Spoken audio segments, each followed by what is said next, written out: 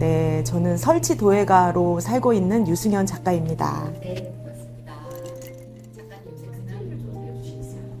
모든 작업 창작자들이 본인이 좋아하고 많이 했던 또 잘하게 되는 것들에 대한 이슈는 다 있을 거예요. 저는 설치하는 종을 많이 작업을 했어요. 그러다 보니까 이 종이라는 거는 다들 아실 거예요. 뭐 유럽에 놀러 가면은 요만하게 종을 사오기도 하잖아요. 종이 기념품이면서 소품이더라고요. 근데 그거에 대한 인식을 조금 이렇게 깨고 싶었어요. 왜 우리는 기념품으로서 종만 봐야 되나. 근데 종이 갖고 있는 의미는 너무 좋거든요. 그래서 제가 시도했던 종은 사실은 유럽의 아주 큰 고성에 매달려 있는 그 종을 보고 이 종을 생각했는데 이제 사실은 전통 종은 아니에요. 우리나라의 전통 종보다는 오히려 더 유러피안에 맞는 그런 베리라고 할 정도로 그런 종인데 이 종을 설치하다 보니까 그냥 종 전시예요 라고 얘기하면 사람들이 그냥 소품으로 생각했어요. 그래서 설치라는 말을 붙이기 시작했고 그게 저를 타이틀로 만들어줬죠. 설치 도예가. 바로 우회의 할아버지가 한 분이 소설가 아주 유명한 김유정 님이세요. 그 김유정 님이 여기 이 동네에서 돌아가셨거든요. 어렸을 때부터 사실 문학이 되게 가깝게 있었어요. 그래서 문학가가 될 마음도 있었거든요. 그런데 엄마가 좋아하는 음악으로 어렸을 때부터 맞춤으로 되다 보니까 음악을 잘하게 된 거예요.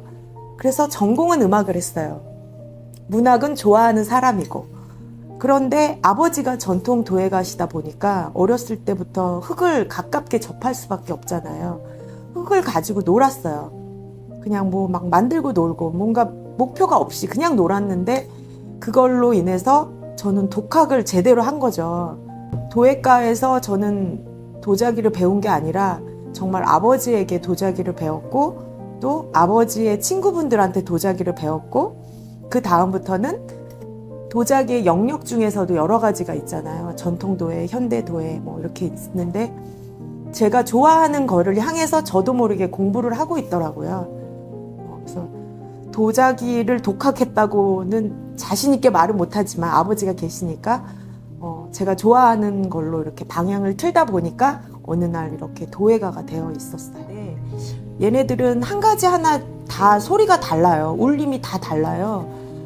그 울림이 다른 이유가 있어요. 깊이가 있고 또 두께가 다르고 또 이것을 구워냈을 때 온도 차가 있고 흙의 종류에 따라 어떻게 보면 사람도 그렇잖아요. 생긴 모양이 다 다르잖아요. 어렸을 때 살았던 배경도 다르고 집도 다르고 부모님도 다르고 그런데 각자마다의 그 개성 있는 울림이 있어요.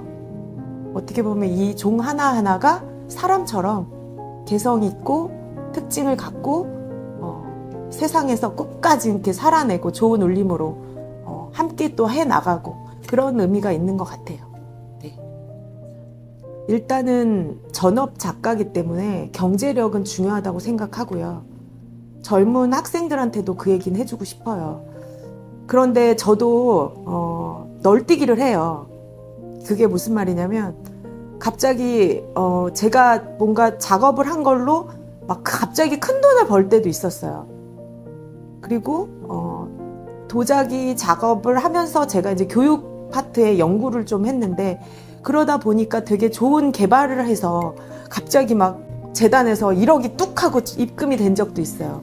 근데 어느 날은 통장에 100만 원도 안 들어올 때가 있는 거예요.